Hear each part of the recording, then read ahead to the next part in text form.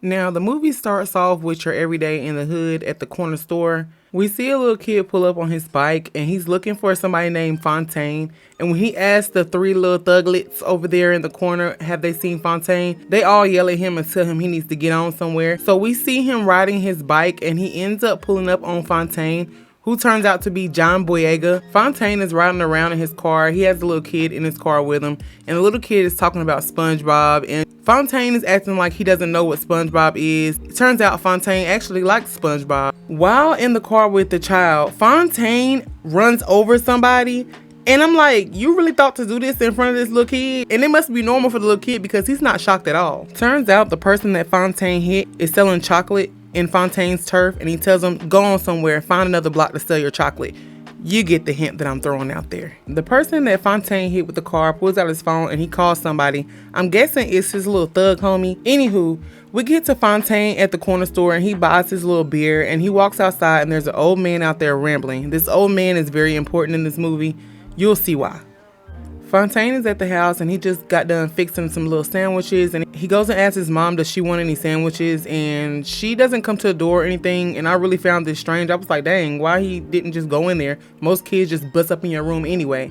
But turns out she went to a fish fry, so she was full. Fontaine goes and hangs out with his homeboy, and he realizes that somebody owes him money, somebody by the name of Slick Charles.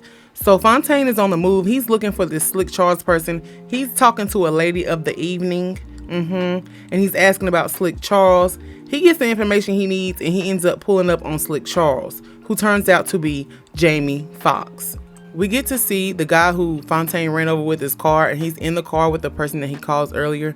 We know they're looking for his op, which is Fontaine. It's about to get messy. We see that Slick Charles, aka Jamie Foxx, is in a room with a character by the name of Yo-Yo, and they're having this cool little conversation about Jedi mind tricks and everything when Fontaine pulls up asking about his money. It turns out that Jamie Foxx don't have any money at all, like no money. So Fontaine tells him he better get his money and he better get it now. Fontaine ends up leaving out, and while he's in the car lighting it up, his ops pull up and you know what happens. Rest in peace, Tyrone. For now. The next morning, we see Tyrone again.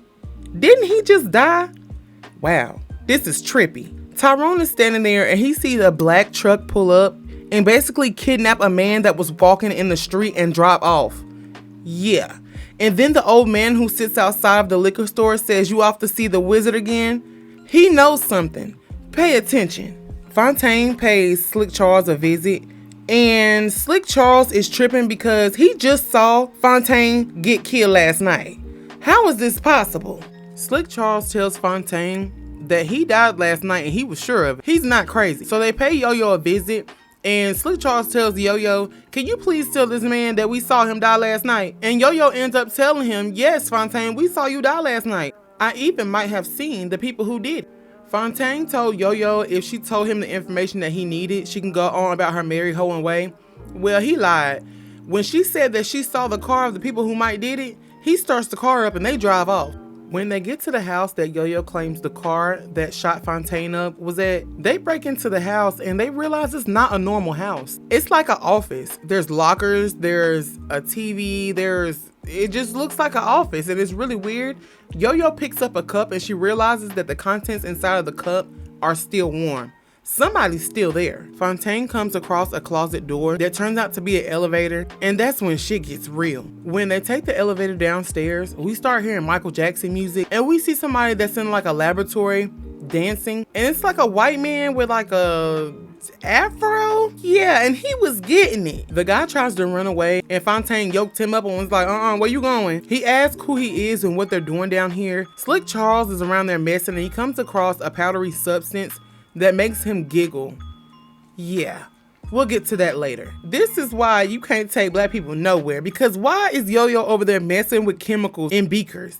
She mixes this chemical and it does something, she drops it, and it scares Slick Charles, and he accidentally shoots the man that was downstairs. While Fontaine was over there investigating, he ends up finding his other body from the night before, the one that died. Yeah.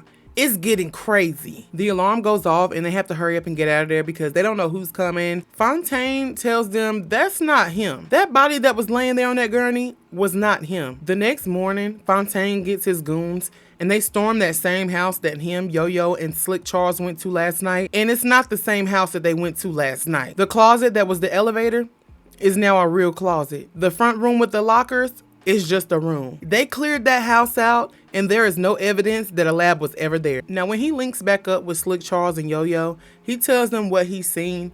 And they're like, look, we can't keep investigating on an empty stomach. We gotta go get something to eat. So they go to the local chicken joint. They get to eating chicken. And they notice that everybody in there is giggling and having a good time. That's when Slick Charles puts 1 and 1 together to make 2. That powdery substance that had him giggling the night before, he realizes that might be in the chicken. They see the manager and Fontaine is about to pull the blicky out on him when Yo-Yo says, you don't have good bedside manner. Let me go do it. So Yo-Yo goes over there and does her thing and basically wants to file a complaint with the manager because her soda is flat. Y'all know what she about to do. Yo-Yo tells the manager that she wants some chicken with a side of coleslaw, so he goes and gets her a little chicken box. And while he's gone, Yo-Yo is in there rummaging through things. She finds a tape recorder and she's listening to basically everything. We find out that they're talking about what that powder does to people and how after 44 seconds after consuming it, it makes them have extreme laughter. When the guy comes back with Yo-Yo's chicken box, she's over there distracting him and is looking at the cameras behind them, and she realizes that all these cameras are set up around town, even in the local strip club. Yo-Yo and Fontaine pay a visit to the hair salon. It turns out that they put that powdery product in relaxers, so whenever you're getting a relaxer, you forget everything, and they take control of your mind, like some alien shit. Fontaine's ops come in and he's like, I know I was tripping whenever I saw you because I could have sworn I killed you dead. Need I mention, they all have on barber capes. They really came out of the barber from getting a haircut. Get your haircut and go on about your business. Clearly, he's not dead. Now, Slick Charles has broken into the back of one of those laboratory vans. And when he cuts open the box, he sees that the grape drink that they're distributing in the stores also has that powder in it. Anything that has to do with being black, they've poisoned. This is getting crazy.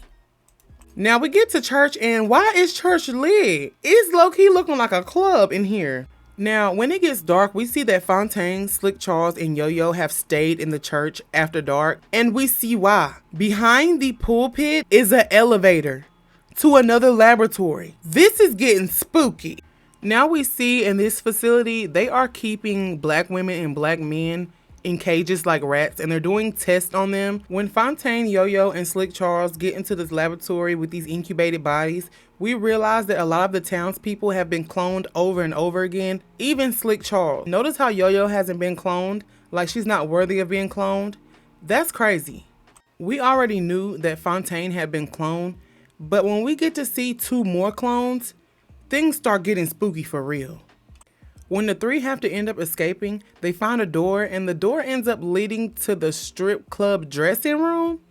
Yeah, it's like underground tunnels to each and every place in that town. Now, things get really crazy whenever the DJ is like, I know y'all messing with that mind control music, and all the people in the club stop moving, and they start looking like zombies. The DJ tells the club goers he's got one thing he needs them to do. And they all come running out the club and they're chasing after Fontaine, Slick Charles, and Yo-Yo. Yeah, let's keep going though. Outside the club, Kiefer Sutherland pulls up and he has a clone that looks just like Tyrone but older and with like some type of perm or something like that. He has some type of mind control over these people. I'm guessing the encounter with Kiefer Sutherland and his butler clone scared him straight. But Fontaine says he's not going to worry about this anymore. He's a dope boy, so he's going to go back to doing dope boy things. And Yo-Yo's telling him that's a sorry excuse. If I would have known you would have been a punk before, I would have never even came to you with this information. This is not the Fontaine I know. After this, Fontaine goes back to living his life day to day, and it's the same thing over and over again. It's giving Groundhog Day because nothing new is happening. It's the same thing every single day. Beer, scratch off. Now, Fontaine has finally had enough and he wants to talk to his mom. So he goes to his mom's door and knocks on the door, and it's like, Mom, I really want to see you. I need to talk to you. And his mom's like, no, not right now. I'm watching my stories. So he ends up opening the door, and come to find out, there's no bedroom. There's just a table with a voice box. Where's his mama? And how long has he went without seeing his mama? Why are you just now trying to see your mama? I got some questions about that. Fontaine throws a fit, but when the little kid comes around and he starts drinking Capri Suns with the little kid, it's like, he's taking this really well. I would be still throwing a fit to this day. Now, the lady of the evening who Fontaine talked to earlier with the pink wig is talking to Yo-Yo, and just as she turns around, Yo-Yo gets kidnapped by that black car.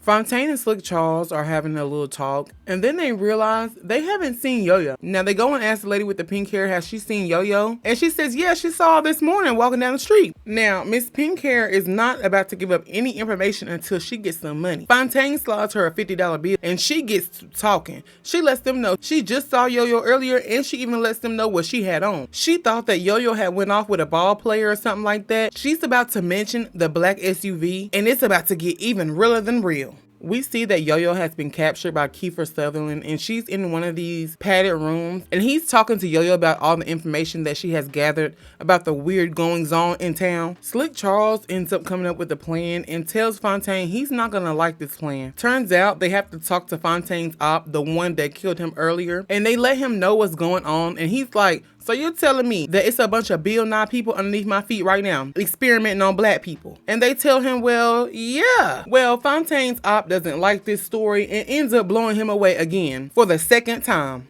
Nevertheless, somebody drops Fontaine's body off in the middle of the street, and that's when one of those vans pull up and actually take his body away. What do you know? Fontaine is back and better than ever. Fontaine is going on about his business because he forgot what happened last night, and when he gets in the car because he's distracted by this lady of the evening, we see Slick Charles give him some sleep medicine, and he goes night-night. Now we find out that the plan that Slick Charles has in place is a good plan. Now he tells Fontaine, have you ever played dead? This is where the ops come in. The ops shoot Fontaine, but they do not kill Fontaine. He has to play dead in order to get into the facility, like a Trojan horse. The plan was that Fontaine rose up on the person that he hit earlier. I don't have a name for him. We're just gonna call him Doodle Bob. Now he runs up on Doodle Bob and he hits him in the face and gives him $1,000 and says he wants to talk to Isaac. Isaac is the goon that shot him twice. Now, in order for this to look as normal as possible, Isaac picks up the lady with the pink hair from earlier, and she's basically looking like she's doing her job, and she lets him know that Fontaine will give him $10,000 just to shoot him, but not to kill him. Now, the lady with the pink hair goes back and tells another lady of the evening that Isaac said he wants $30,000. So that's crazy. He already shot me for free. Now, when Fontaine gets inside, he does have his blicky with him, so he pulls it out on one of the lab technicians, and he makes him take him to the control room. And that's when Slick Charles lets Fontaine know that he's coming with the cavalry. They tried to put the relaxer in Yo-Yo's hair. I'm sorry to bust y'all's bubble, but this is a wig on Yo-Yo. This is not Yo-Yo's real hair, so this is not gonna work on her. The whole hood ends up storming inside of the facility, and we get to see Fontaine fighting older Butler's self with the perm. It's sad to say, but the Butler version of Fontaine is whooping gangster version of Fontaine's ass. Fontaine wakes up after getting his ass whooped, and he sees another version of himself, a 70-year-old Fontaine. And then we find out that Fontaine is just a version of this old version of him. Yeah, it's crazy. We also find out that the white people with the afros are former black people who just got turned white. Yeah, that's what they were doing down there in those facilities. They was turning black people white. They just couldn't perfect it to the point where they had white people hair. But yeah, that's what's going on. Now, we get back to Kiefer Sutherland, Yo-Yo, and Slick Charles, and it looks like Kiefer Sutherland has unalived Slick Charles. But little does he know that they actually dressed up a clone to look like Slick Charles. I mean, he is Slick Charles, but you get what I mean. And he thinks that he has killed the original Slick Charles, but he didn't. Slick Charles come out with the blicky and gets rid of Kiefer Sutherland. The whole hood, Slick Charles, Yo-Yo, and Fontaine set free all the clones that were down below, and the news is out and everybody is talking about what's going on in this town. It is so crazy that they had this facility underneath the town and they were doing experiments on these people. After all of this, we get to what seems like another clone of Fontaine waking up in Los Angeles, California. Now, when he gets up and he goes and talks to his mom through the door, this looks like another version of Fontaine because it sounds like a voice box on a table. Again. This version of Fontaine is also getting a beer and a scratch off, and there's also an older black man outside of the store. It's like deja vu. Now, this version of Fontaine is chilling with his homies, and they're watching the news, and they're watching what's happening in this town with these clones, and that's when another version of Fontaine pops up on the TV, and his homies is looking at him like, ain't this you? But we find out that this isn't Fontaine. This is Tyrone. We finally get to meet Tyrone in the last 5 minutes of the movie. And that's the end of the movie. This movie was so good to me. I really enjoyed it. It takes you on an emotional roller coaster, and it also makes you wonder and think, is this shit really happening out here? Anywho, leave a comment. Let's talk about the movie below. What are your thoughts? It's your girl, Letty, and we'll be back again.